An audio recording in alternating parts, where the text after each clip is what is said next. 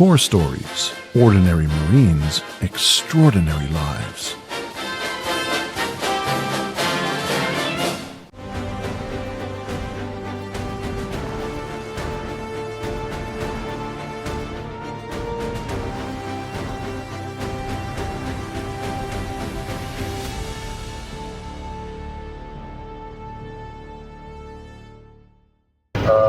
I'm originally 1341 heavy equipment mechanic. I was stationed in Cape Pendleton for the past 4 years, and I haven't been on any combat deployments. I have been to Australia before I came here. And then I came back to the States for MSG training in Iraq. I did my full enlistment, so 4 years. My first impression when I got here, it was very different. The first thing I noticed was the traffic, very hectic. They don't really follow the same laws we do in the States. So that was the first thing I noticed. Then I started to get to meet the locals, people, learn more about the culture. I love new experiences, so just being around different environment that I'm used to. Okay. Well, when I got off the plane, it was kind of weird because the guy that was like picking me up, I guess, he was just holding like a piece of paper with that said my name in like Sharpie. So it was kind of sketchy or whatever. But got out to the vehicle and then noticed the traffic. The traffic was really frantic and seemed almost reckless. But once I got here, it was like everyone seemed nice. It's my first impression. Same, I haven't had any fleet experience at this point, just schoolhouses after schoolhouse. A lot of training at this point. First impressions, nighttime when I got here, couldn't really see the entire city or things around. I just remember getting in the van and instead of starting the time, asked if we wanted some shawarma. So I've never had after that point, and I was like, yeah, sure, why not? We didn't get shawarma, but we did get shawarma. So he offered shawarma, and then we didn't get it. What is that? So it's like a Middle Eastern burrito. Okay. The best way to explain it. It's like chicken, it's like garlic in it, peppers, pickles in it, cucumbers. It's pretty good. Yummy. If you go to the right place, Really? they put mozzarella cheese in it too, if you like. The first impressions of the debt when I got here, amazing. Like the Marines, when I first got here, some of the best work I've had my entire life. I'm not going to forget those guys. How long have you been here now? Been here about a year, and I got a lot of friends back at home. But I was really worried when I would get to my first deck, because this is my first post, that it was kind of, number one, it's a huge attachment. Huge attachment. So I was worried, Marines and have their own cliques, and it'd be like, you might not be a part of this until you get, later on down your post here, but it wasn't like that at all. It was like walking into like a family, it was just like open arms. Everybody was like, when me and myself and Lance Wilcox got here, the Marines that were here were like, I want to meet the new Marines. They wanted to meet us and see how they were. That was really cool. Came out here to the smoke pit, talked it up. They were making some meat on the grill, smoking some meat. It's amazing. It was really an amazing first impression of them. Just everybody wants to meet you, talk to you, talk, how it's been since up at this point. What do you think so far?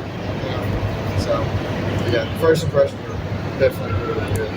We used to come out here after work, before you go to work, when you're not doing anything. If you see somebody out here, you come out here, you just sit down here and you talk. Whatever's on your mind, whatever going on tomorrow, whatever happened today, it's great. I love that. It was a little nerve-wracking, It's like, I got to meet a lot of Marines. What if one don't like the way I act or the way I'm raised, But not a problem at all. Just connected, your light switch turned on, best friends for life. I've been in the Marine Corps for almost 2 years now. It's my first post. And it took me a while to get out here. It took me a year and a half to get to McKessage, train there, then finally get out here. That's just mainly due to IMC just being full. my first impressions when I first arrived here was how different the atmosphere was in the airport.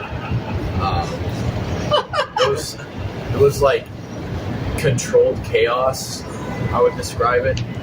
You know, you got like security guards running around, you got people confused, and you got like people that need to get to connecting flights, but most of the people there like don't really speak strong English, so they're kind of confused on where to go. And then finally getting outside, you see like the police officers posted up everywhere, and you're just like sitting there like, why is there so many officers just around the building? And then Gunny and Sergeant Lorenzo came and they picked me up, and again, controlled chaos arose. It's probably the first thing that everybody notices here is the roads. But once I arrived here, it was really dark late at night. I didn't really get a good feel for the MC. I couldn't really see anything. Right. It gets pretty dark out here. It's not like well lit in most places. And when I arrived, everyone was in the dining room, and everyone was planning to go out to a hotel that night for a little party. But I was way too tired to attend. I had stuff to do in the morning. So, but I got to meet everybody, and it was just instant connections. I started to ask like what I like personally. Just instantly started making connections. It's a really like big culminating event to just be on the thing at this time. So there was when I heard about the MSG program. First time in my knowledge region, first time in Barrios is the one that showed me what the program is, MSG, and I got into it. When I arrived here in Cairo, my first impression was like back home in Venezuela, just because of the similarities and and how the street is, how hectic it is, and I just felt like I was back home again, kind of deal. So for me, it was one of my sergeants back in the fleet. He was a pirate, and he would just tell us stories about his experiences traveling the world, working at the different MSGs, and then that really opened up my mind to the opportunities in the Marine Corps. And then when the MSG recruiter came down and explained it into detail for us, that's when I was like, okay, this is definitely an option I'll lean more towards. After doing my research and then figuring out I wanted to stay in the Marine Corps, that's something I signed up for after I enlisted. Just the opportunities in the MSG program, all the experiences you can make and set yourself up for the future. It's like all for free too. Definitely more towards the MSG program for sure. Being a drone instructor and a recruiter, yeah, that could be cool. Or staying in the fleet, but the MSG program is like an opportunity like nothing else.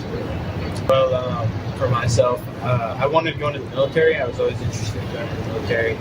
And then when I took all my tests and like placement tests to see what jobs I could get, it was just on the list, and I was like, that seems cool, that seems interesting, tell me more. Because I've always been interested in security and things like that. So picked that as my top choice, ended up getting it, and went through all the school I was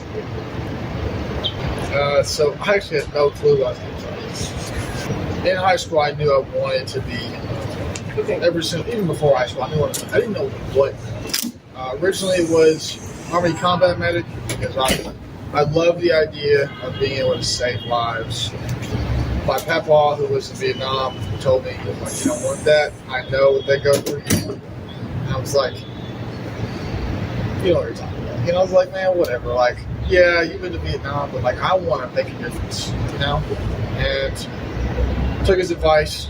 And one day I heard about some Marines and some sailors being killed in Afghanistan. And in my head, I was like, I need to keep that from happening. It's like, I need to be the reason why people can come home, So we're really, like, we were on the car ride home to church, and I told mom, I was like, I want to be a Marine. And my dad was like, he was in the Navy for 7 years. He was all about it. My mom was not. She was like, you're going to die. I can't have that. I was like, I'm not going to die.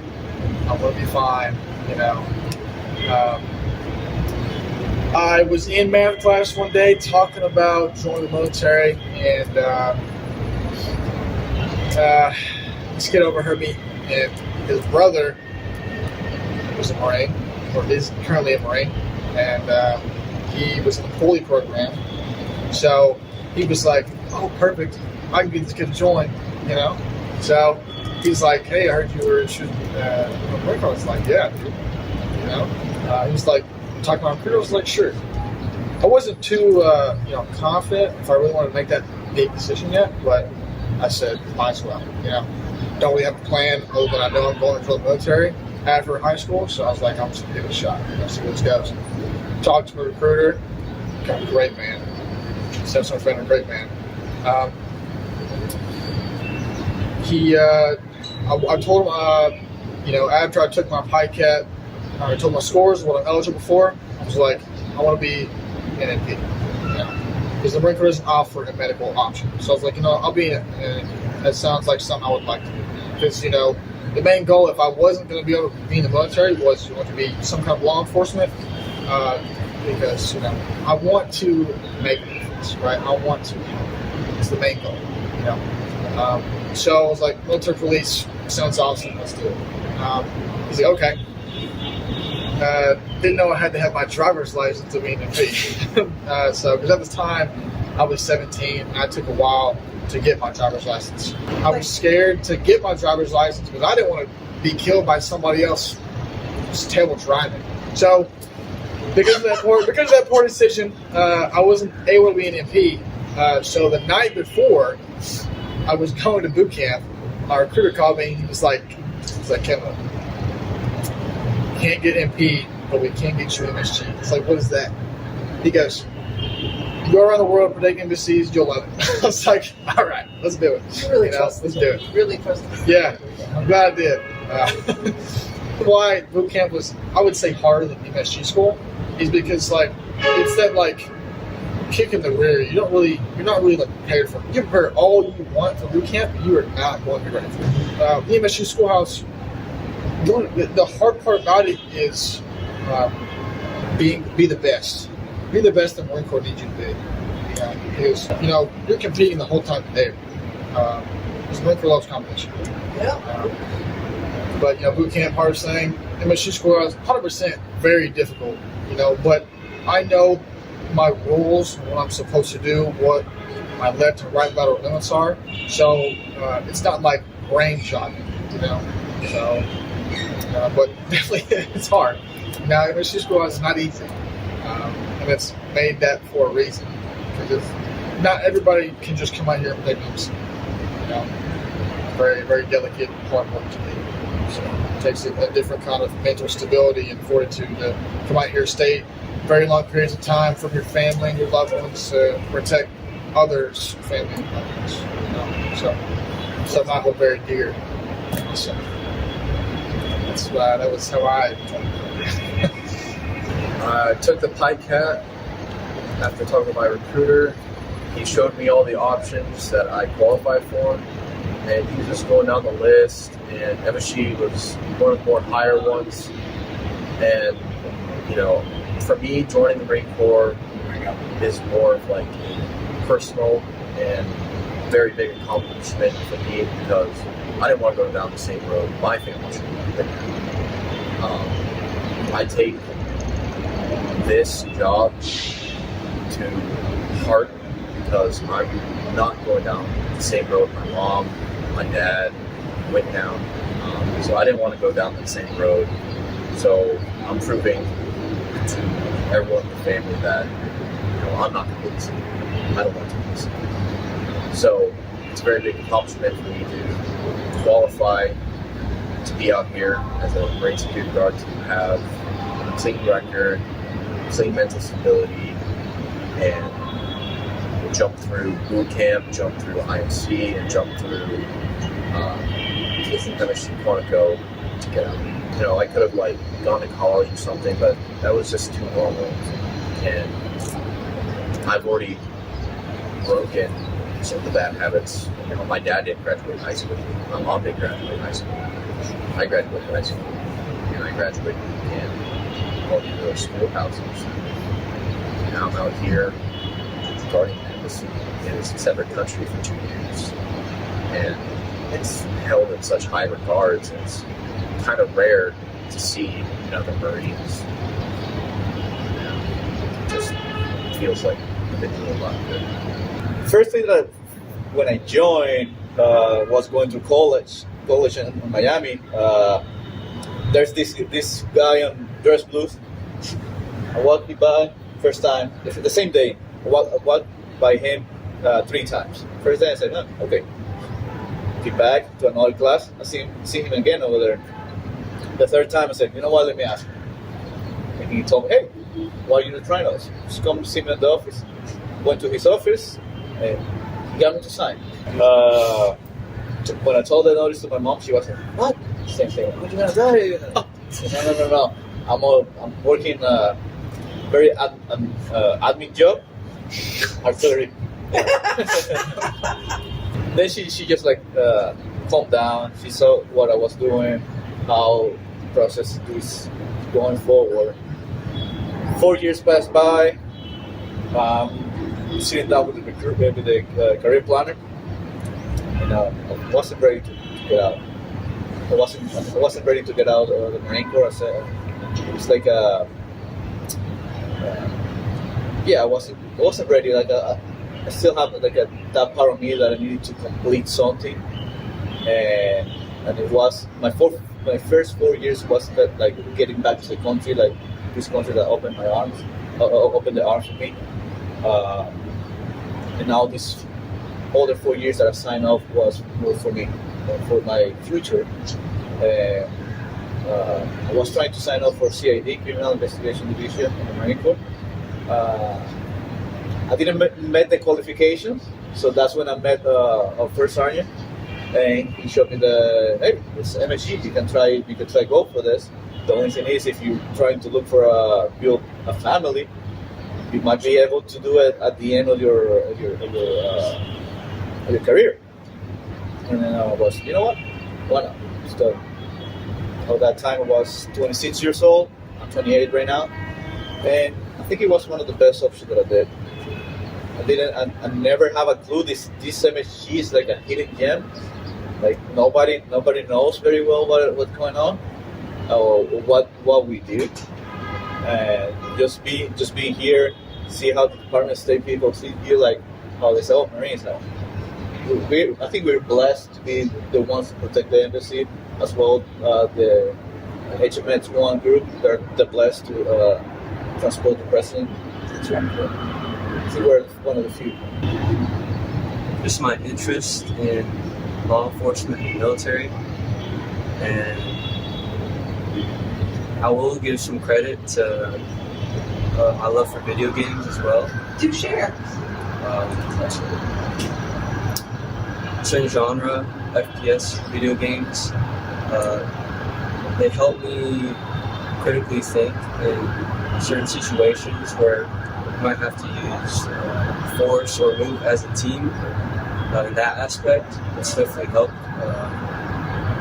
Here in the training, just that mindset, it's something that it's not like completely unaware of, because video games help with that. For me, mainly like the leadership part that you learn from school, you can like implement it a lot for what we do on a day-to-day basis, because like you're never going to know when you need to take that step or responsibility to be the leader, like whether it's for like your team or just for like somebody looking up to you that's new. And then I like his answer a lot. Video games, yeah, like you critically think in video games, you need to like plan your next move, like use the strategy in the game. You can't take that and be like, yeah, because I've used so much strategy and critical thinking in video games. It's also helped develop that skill set to use it in real life. I play like war games, first-person shooters, things like that. And then another skill, well, not really skill, just having the interest in the subject is really helpful as well. Because if I wasn't interested in it, it would probably be harder. It's harder to pursue. So since I'm interested in like the security aspect and everything like that, it was easy to learn because I actually was interested in learning. Outside experiences I've had in my life, besides like the Marine Corps training pipeline, which teaches you everything you know, it would be like my dad. Very early on, you know, he wouldn't let me just sit in my room and play video games. Sadly, so my parents were split. My stepdad was in the Navy for 7 years. My dad worked a lot of construction. So he was a lead framer. He loved horses. We grew up around horses, loved horses. So did my granddad. So very early on in my life, you know, indoctrinated me into, you know, starting colts, just roping cattle, doctoring cattle, which I love. So waking up very early in the morning, you know, when it's cold. Serious work ethic here. You know, when you don't want to be awake and you hate your life. So that wasn't, you know, too new for me. Whenever, because like, you don't get a day off in the military. You know? It's like working every day. So I'd say it wasn't necessarily like crazy hard work, but just like enduring the suck. You know, just waking up doing PT, and then from there on completing your task that you do. You know, hard work is something I learned on very, very early in life. So I appreciate my dad for that. You know, not letting me sit around and getting fat, having to worry about dealing with that later on in life, and teaching me some independent skills, construction, and riding a horse, and so that. Horses are amazing animals. So that on top of that, so yeah, that's what I would say. What prepared me was waking up early in the morning. Back in high school, I mainly took classes for like machining, manufacturing shops. That's kind of my taste when it comes to outside career. Mechanically inclined. Mechanically inclined. Nothing like fixing vehicles or anything. Just like crafting parts by using machines and stuff like that. Programming. That's my strong suit. But that doesn't really help me out here. What helped me was probably like I raised myself. I grew up, I matured because I didn't really have parental figures, or you know, I was with my great grandmother and my aunt. So I had it pretty easy growing up. But you know, I raised myself. I matured very quick. Yeah, so I was self-led. I had a pretty big friend group in middle and high school, and you know, most of them are out doing their own thing. I got two buddies in the Navy. I got one in the Army. My buddy in the Army, he's a combat medic. Don't remember what my two buddies in the Navy are. I don't really keep in contact with them since they're usually out on ship or something, so I can't really get in contact with them. But It's the Navy. yeah. But growing up, bouncing house to house, maturing my own way is probably what helped me. It's just that little struggle too. When I was 10 years old, my mom and stepfather would tell me, hey, you're going to work. We have a bakery shop in Venezuela. So since then I've been working, waking up early, passed down 18 years, came to the States, and I just started working as an insurance agent, selling car insurance in the dealerships. And I think that helped me to be more outgoing, and be more have that touch and talk with the people. Just because at the end of the day, if you sell, you know, that helped me a lot, getting that discipline too. And then when I joined the Marine Corps, it was kind of I already knew that it was everything that happened, boot camp, or everything happened going forward, it's just business. It's not anything personal, which kind of helped me to go through it. I could say that boot camp for me wasn't that big of a shock. It was kind of like, oh, it's just business. Just something when someone tells you to do something, just do it. At the end of the day, then after that, you can say, okay, yeah, it makes sense, or it doesn't make any sense. I don't want to do it for anybody else, but All the experiences I've had up until now and in the future, my time learning about the countries I've been to, all the people I've met. I want to join my county's local sheriff's department. I want to do that, and then continue to finish my education, and hopefully after that, possibly pursue either a 3-letter agency or join the SWAT team. Definitely, I guess, working with my peers on an intimate and professional level, balancing out work life, social life, getting done what needs to be done. There's been multiple occasions, just spending time with each other, on and off. Definitely, it's a treasured experience. Things that take away, just the bond that like everybody makes here is really nice. Goes into like professional development as well, because you're around all important people really. Things I want to pursue after is like hopefully moving to a 3-letter agency, pursuing something of that sort, learning more about things like that. There's collections of memories, but there's more recent one where we're at the Nilometer. They used to like measure how high the Nile water was. Tide? Yeah, and but it was me and Lance and Kyle were out there, and we wanted to ride on a boat on the Nile, and we just looked over the edge and was like, we talked to the guy, and he's like, yeah, sure, and we got in the boat, rode around for a few hours. It was really nice because the Nile has a bunch of lights around it. Playing after the Marine Corps, like these guys, 3-letter agency or some kind of law enforcement. I don't really know what 3-letter agency or what I'm going to be doing. Thankfully, I have time to figure that out. But I know that I want to do some kind of protection detail, maybe some field work too. I want to be like in the thick of them, like where the action's happening. Because I feel like that is where I'm going to have the best option to, make a difference. Being overseas is amazing. I wouldn't trade this experience for the world. It's like to go back to, a little county in Kentucky and tell people I went to Egypt, got to see the pyramids, lived there for a year.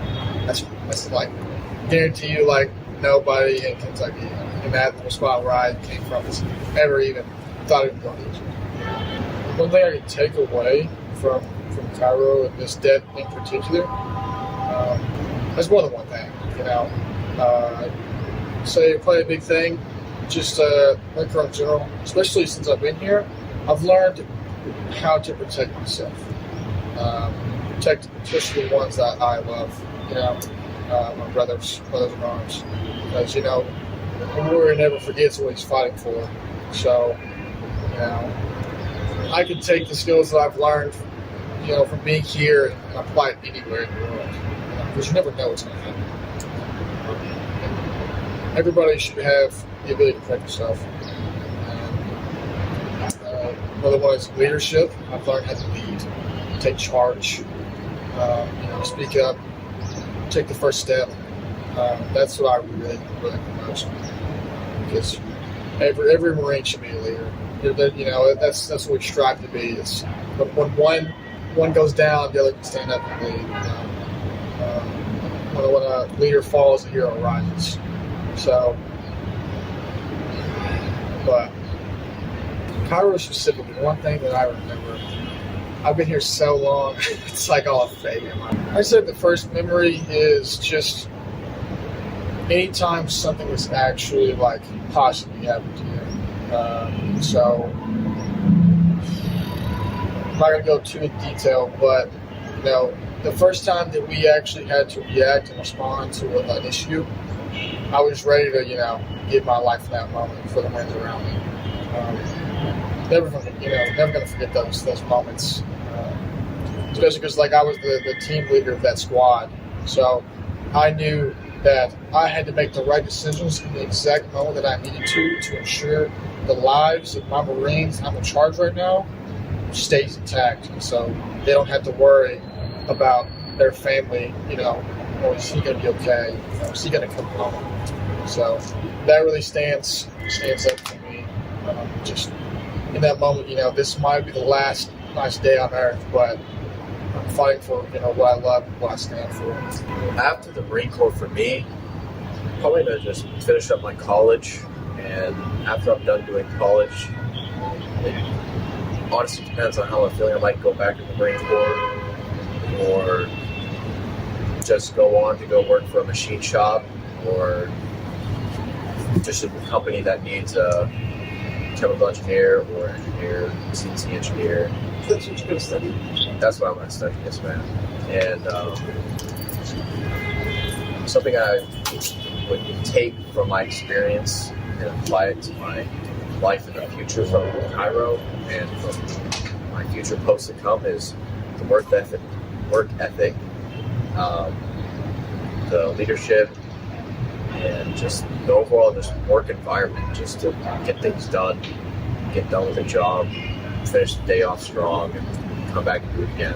Just the day-to-day life of it all, you know, going out in town with Kendall and Paul actually was quite a good experience. We went to the mall, I bought a whole bunch of clothing, and you know, went around the store. We bought like toy gel blasters and stuff, and just stuff to have fun with out in the house, and stuff to look nice. I actually bought this shirt and shoes I'm wearing right now. And the mall was crazy. It's, what was it, like 7 stories tall? So yeah, it's like 7 stories, 4 different sections. It's huge. Huge mall. I didn't think something like that would be out. And crowded? Not really, no. Because of Ramadan. Yeah. So, Oh, at the time. yeah. It gets pretty busy late at night, and then it like dies down. So Just like seeing all these new places and stuff I haven't really seen before is like life changing. You know, Sparks, Reno area where I'm from, yeah, it's a big city, but it's just mainly casinos. That's all it is. And, you know, the mall's a pretty average size. You know, you don't really see anything amazing out there. People from Nevada, you don't really go to Vegas to see Vegas. Nobody goes to Vegas. So to take away from Cairo, I think it was working with all the agencies, all different departments that we have here together. Never knew in my life that I was going to be able to do that. I think, yeah, definitely that's what I can take from here.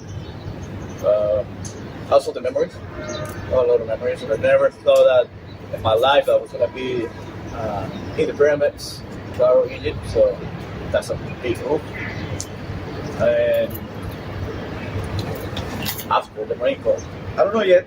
I might stay for another 4 years. Have different plans rolled up, maybe commission, go to the officer side, go back to the fleet, came back as a deck commander, or go as a go to the Department of State. CorpsStories, Ordinary Marines, Extraordinary Lives.